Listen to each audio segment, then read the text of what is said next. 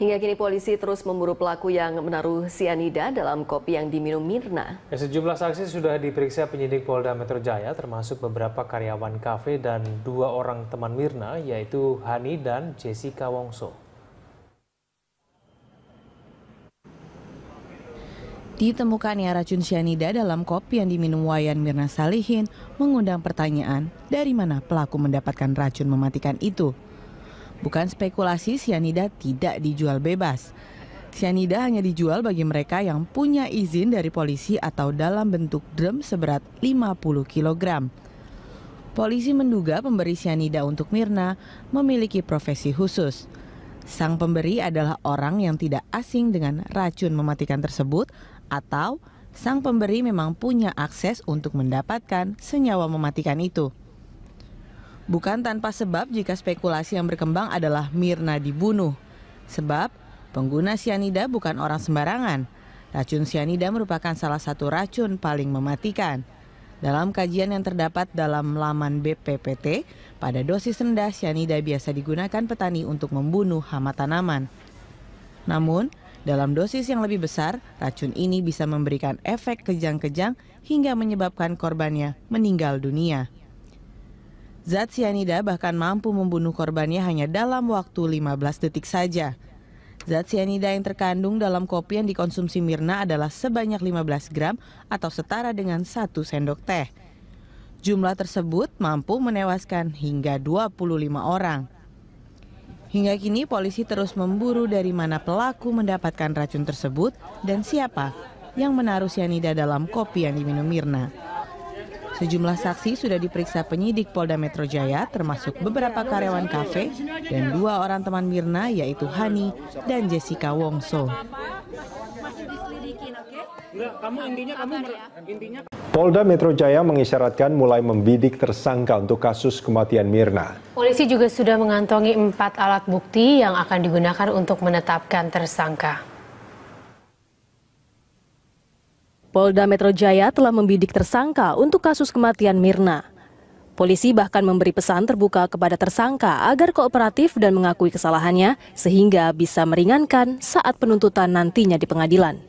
Siapapun yang melakukan ini, yang jelas ya, kami sudah mendapatkan data awal dari laboratorium forensik bahwa sianida itu ada di kopi. Siapapun melakukan, lebih baik kooperatif dan itu akan jauh meringankan daripada berbelit-belit, dan nanti akan menjadi rekomendasi kami kepada jaksa penuntut umum bahwa tersangka dari awal berbelit-belit keterangannya, ya, menyembunyikan sesuatu. Lebih baik terbuka, khilaf dan sebagainya, mengakui. Kalau tidak, kami punya cara untuk mengungkap kasus ini. Itu. Polda Metro Jaya juga telah mengantongi 4 alat bukti yang digunakan pada penetapan tersangka di kasus Mirna Salihin yang diduga tewas karena diracun. Namun tersangka belum diumumkan karena harus menunggu gelar perkara. Nah, nanti kalau kami meningkatkan status siapapun menjadi tersangka dan tersangka deny, ya, menolak atau menyangkal, kami tidak masalah. Tapi sudah kami kunci dengan 4 alat bukti yang lain. Nah, 4 alat bukti itu sedang dikerjakan. Keterangan ahli ini adalah alat bukti keterangan ahli ini krusial. Kenapa krusial? Karena petunjuk-petunjuk yang kami miliki, barang bukti yang kami miliki adalah barang bukti mati. Kopi itu kan barang bukti mati. TKP barang bukti mati. Nah, supaya hidup, ya, kemudian dia harus dibicara, maka yang membuat itu bicara adalah ahli. Nah, ahli sudah kami periksa 2. Namun berita acaranya belum keluar. Dari kemarin kami sudah sampaikan mohon bersabar. Tadi malam saya sudah bicara langsung dengan Kapus Lafor, sudah bicara dengan ahli laboratorium psikologi forensik yang memeriksa. Beliau meyakinkan hari Senin akan keluar. Gelar perkara diperlukan untuk menentukan pasal yang akan disangkakan terhadap pelaku, sekaligus mengungkap terjadinya tindak pidana secara tuntas sebelum diajukan ke penuntut umum. Sementara itu, di kasus Mirna, polisi telah memeriksa sejumlah saksi yang berasal dari keluarga dan teman Mirna. Polisi juga telah melakukan olah tempat kejadian perkara untuk mengusut penyebab meninggalnya Mirna. Tim Liputan Berita 1. Pihak kepolisian telah mengamankan pembantu Jessica yang disebut sebagai saksi kunci kasus kematian Mirna. Pembantu Jessica tersebut diamankan di safe house agar keterangannya tidak dipengaruhi pihak lain.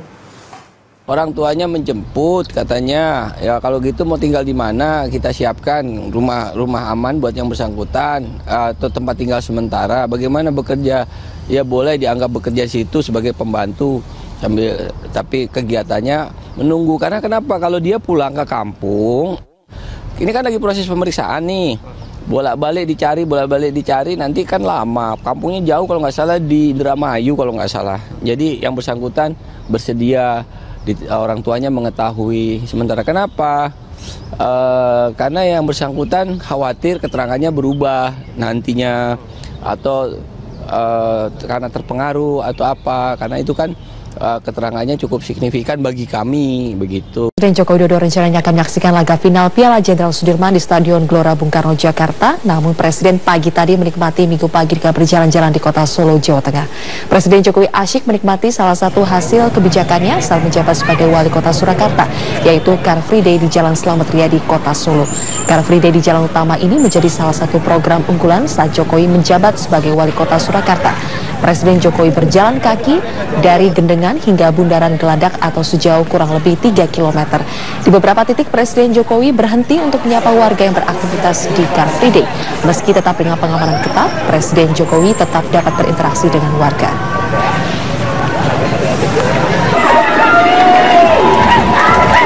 Demikian.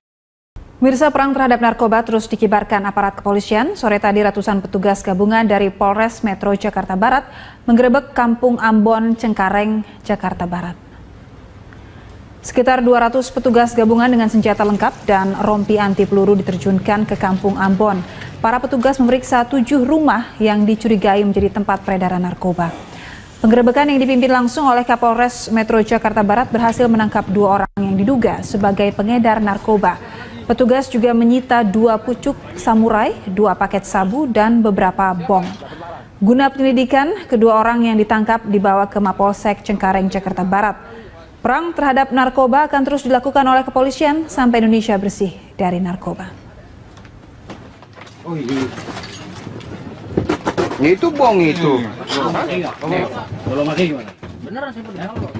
Kalau menurut saya memang sepertinya sedikit sudah dibocorkan ya, dapat dibaca karena dari hasil yang penyitaan terhadap barang tadi di SMS di salah satu handphone ada SMS yang mengatakan simpan barang karena ada operasi. Jadi menurut pendapat kami bahwa operasi ini sudah diketahui sebelumnya oleh mereka yang diduga. Pemirsa, Jessica Wongso, teman sekaligus saksi dalam kasus tewasnya Wayan Mirna Salihin diperiksa penyidik Polda Metro Jaya selama hampir 7 jam. Jessica selesai menjalani pemeriksaan pukul 19.40 waktu Indonesia Barat. Didampingi kuasa hukumnya, Jessica menemui wartawan sesaat setelah diperiksa penyidik Polda Metro Jaya. Menurut Jessica, pertanyaan penyidik sama seperti sebelumnya, tetapi lebih detail. Jessica mengaku menjawab serangkaian pertanyaan mengenai kronologis di Cafe Olivier pada Kamis 2 pekan lalu. Jessica, yang juga teman Mirna saat kuliah di Australia, mengaku tidak mengetahui soal zat cyanida yang ada dalam es kopi Vietnam pesanan Mirna. Jessica juga mengaku tidak mencicipi kopi tersebut karena dirinya rentan sakit mah dan kopi Vietnam tersebut merupakan jenis kopi yang cukup kuat. Terkait agenda pemanggilan selanjutnya, Jessica mengatakan tidak tahu. Mirna meninggal sesaat setelah meminum es kopi Vietnam di Cafe Olivier Grand Indonesia. Saat kejadian, Jessica datang dan memesan minuman untuk Mirna dan Hani terlebih dahulu. Itu cuma menyempurnakan BAP yang kemarin ya. Tidak ada pertanyaan baru. Tanya yang lebih detail aja gitu. Yang disempurnakan pertanyaan poinnya apa itu? Seperti yang di BAP aja ya, kronologinya. Memang kronologinya seperti apa sih? Kenapa? Kronologinya masih sama seperti yang biasa-biasa. Ada ditanya soal celana? Mungkin? Tidak. Tapi soal yang celana dibuang itu kamu emang... Oh, saya tidak bisa komen itu. Kalau polisi tidak tanya, saya tidak bisa.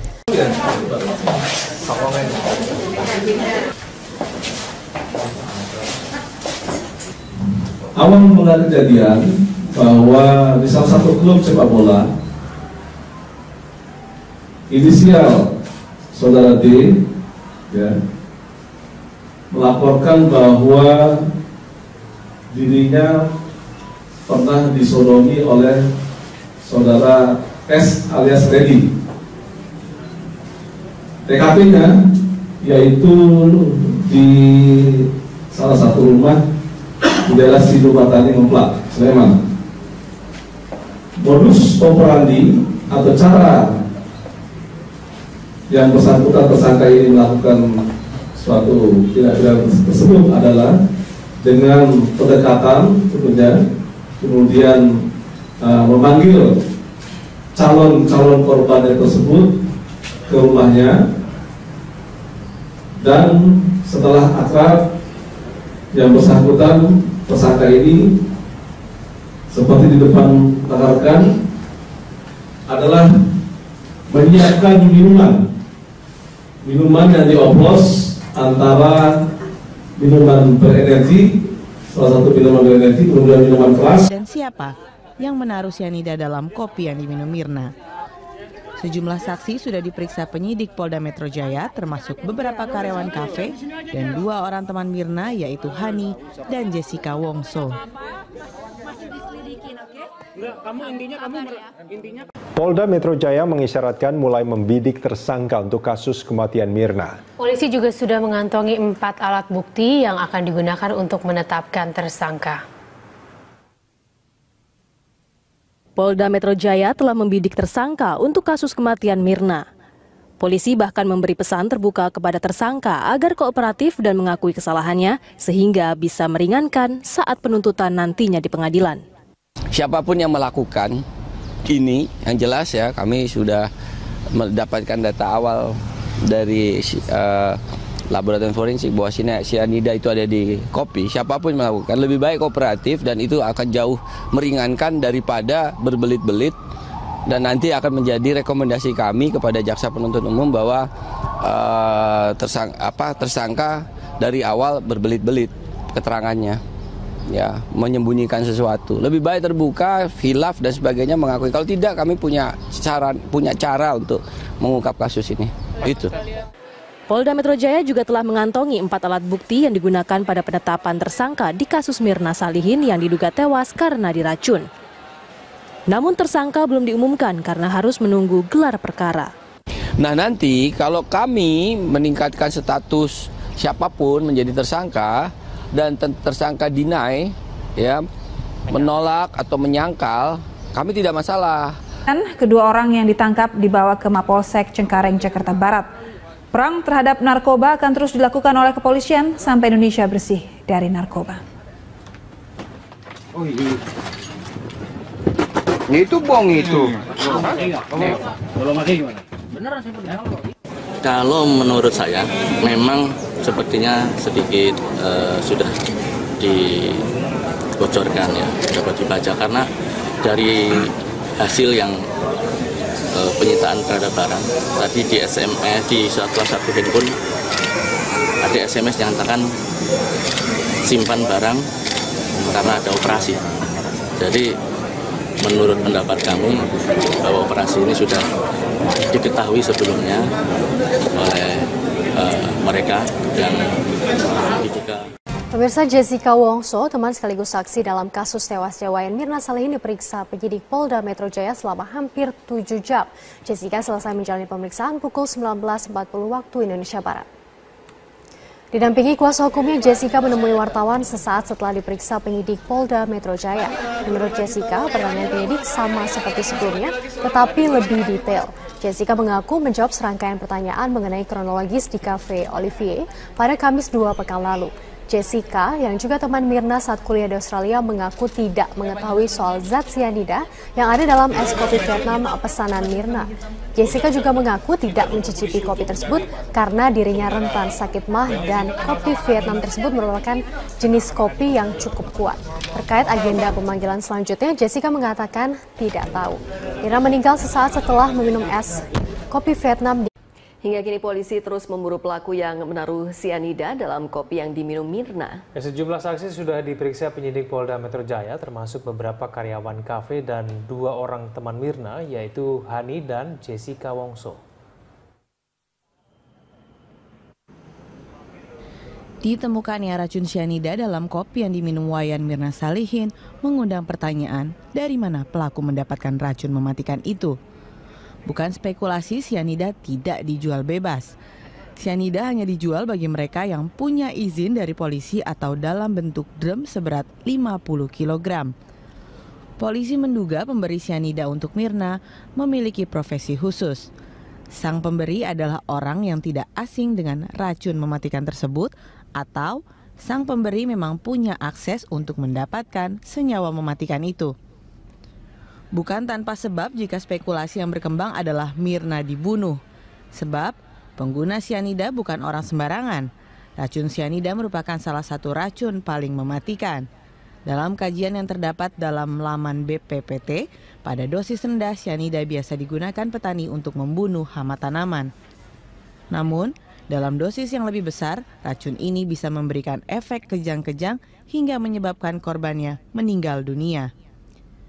Zat cyanida bahkan mampu membunuh korbannya hanya dalam waktu 15 detik saja. Zat cyanida yang terkandung dalam kopi yang dikonsumsi Mirna adalah sebanyak 15 gram atau setara dengan 1 sendok teh. Jumlah tersebut mampu menewaskan hingga 25 orang. Hingga kini polisi terus memburu dari mana pelaku mendapatkan racun tersebut. Tapi sudah kami kunci dengan 4 alat bukti yang lain. Nah, 4 alat bukti itu sedang dikerjakan. Keterangan ahli ini adalah alat bukti keterangan ahli ini krusial. Kenapa krusial? Karena petunjuk-petunjuk yang kami miliki, barang bukti yang kami miliki adalah barang bukti mati. Kopi itu kan barang bukti mati, TKP barang bukti mati. Nah, supaya hidup, ya kemudian dia harus dibicara, maka yang membuat itu bicara adalah ahli. Nah, ahli sudah kami periksa 2. Namun berita acaranya belum keluar. Dari kemarin kami sudah sampaikan mohon bersabar. Tadi malam saya sudah bicara langsung dengan Kapus Lafor, sudah bicara dengan ahli laboratorium psikologi forensik yang memeriksa. Beliau meyakinkan hari Senin akan keluar. Gelar perkara diperlukan untuk menentukan pasal yang akan disangkakan terhadap pelaku, sekaligus mengungkap terjadinya tindak pidana secara tuntas sebelum diajukan ke penuntut umum. Sementara itu, di kasus Mirna, polisi telah memeriksa sejumlah saksi yang berasal dari keluarga dan teman Mirna. Polisi juga telah melakukan olah tempat kejadian perkara untuk mengusut penyebab meninggalnya Mirna. Tim Liputan Berita 1. Pihak kepolisian telah mengamankan pembantu Jessica yang disebut sebagai saksi kunci kasus kematian Mirna. Pembantu Jessica tersebut diamankan di safe house agar keterangannya tidak dipengaruhi pihak lain.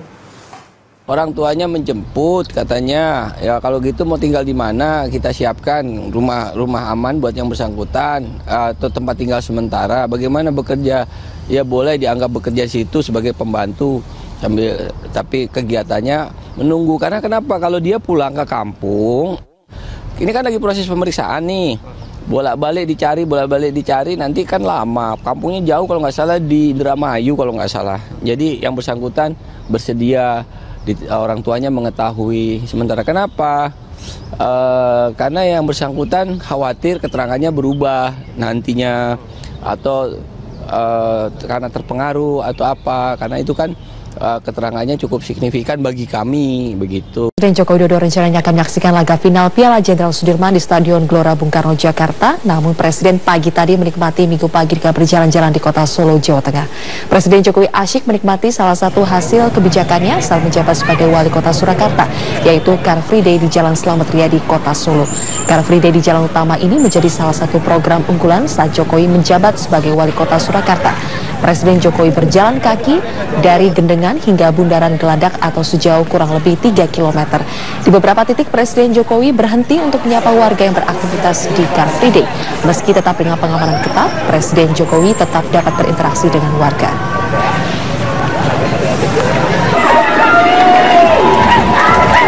Demikian. Mirsa, perang terhadap narkoba terus dikibarkan aparat kepolisian. Sore tadi ratusan petugas gabungan dari Polres Metro Jakarta Barat menggerebek Kampung Ambon, Cengkareng, Jakarta Barat. Sekitar 200 petugas gabungan dengan senjata lengkap dan rompi anti peluru diterjunkan ke Kampung Ambon. Para petugas memeriksa 7 rumah yang dicurigai menjadi tempat peredaran narkoba. Penggerebekan yang dipimpin langsung oleh Kapolres Metro Jakarta Barat berhasil menangkap 2 orang yang diduga sebagai pengedar narkoba. Petugas juga menyita 2 pucuk samurai, 2 paket sabu, dan beberapa bom. Guna penyelidikan